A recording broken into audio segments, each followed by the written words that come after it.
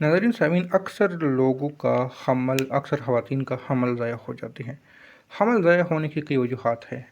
اس میں سب سے بڑے بندش بھی ہوتی ہے۔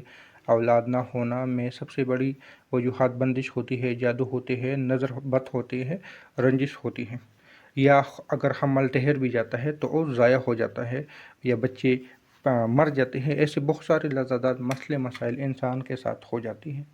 اگر وہ چاہتا ہے کہ اس کا حمل محفوظ رہے، اس کو کوئی نقصان نہ ہو، اس کا بچہ اس دنیا میں صحیح سلامت آ جائے، تو اس کے لیے ایک عمل ہے، اور وہ ایک عمل بہت مختصر ہے۔ آپ لوگوں کو جب بھی پتہ چلے کہ اب وہ امید سے ہے، سب سے پہلے اس بات کو تو رازدانی میں رکھے، کسی کے ساتھ اس بات کو شیئر نہ کرے، یعنی کہ اس کو کسی کو بتایا نہیں۔